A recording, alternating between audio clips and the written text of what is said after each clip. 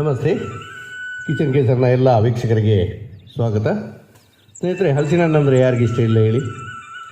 ಒಂದು ದೊಡ್ಡ ಹಲಸಿನ ಹಣ್ಣು ಮನೆಗೆ ತಂದೆವು ಅಂತ ಹೇಳಿ ಆದರೆ 2 ದಿವಸ ಅದರದ್ದೇ ಸಂಭ್ರಮ. ಅದರಲ್ಲೂ ಎಲ್ಲರೂ ಒಟ್ಟಿಗೆ ಕೂತ್ಕೊಂಡು ತುಂಡು ಮಾಡಿ ತಿನ್ನುವಂಥ ಒಂದು ಗಮ್ಮತ್ತೇ ಬೇರೆ ಅಲ್ವಾ? ಹಾಗೆ ಅದರಲ್ಲಿ ಮಾಡುವಂಥ ವೆರೈಟಿ ಆಫ್ ತಿಂಡೀಸ್ ಅದು ಎಷ್ಟು ಅಂತ ಹೇಳಿದರೆ ಹಲವಾರು, ಬೀಜದಿಂದ ಹಿಡಿದು ಸೋಳೆ, ರಚ್ಚೆ ಎಲ್ಲವೂ ಯೂಸ್ ಮಾಡುವಂಥದ್ದೇ ಅದರಲ್ಲಿ.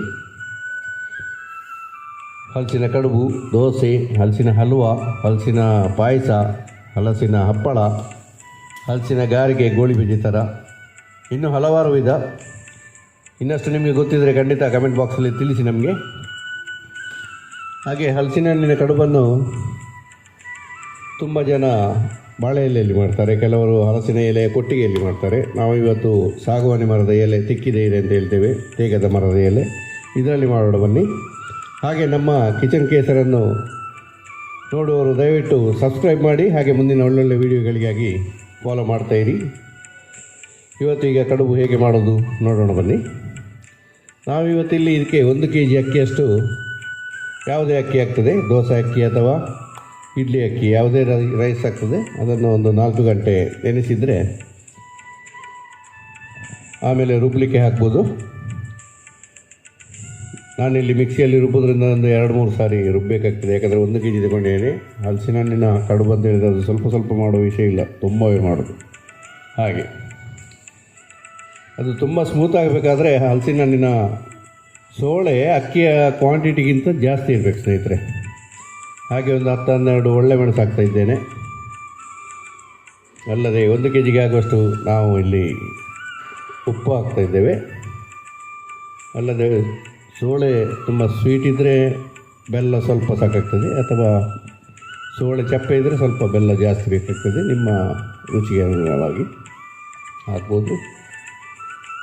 ಮತ್ತು ಇದು ರುಬ್ಬುವಾಗ ತರಿಯಾಗಿ ರುಬ್ಬಬೇಕು, ದೋಸೆ ಥರ ನೈಸಾಗಿ ರುಬ್ಬಲಿಕ್ಕಿಲ್ಲ ಸ್ನೇಹಿತರೆ.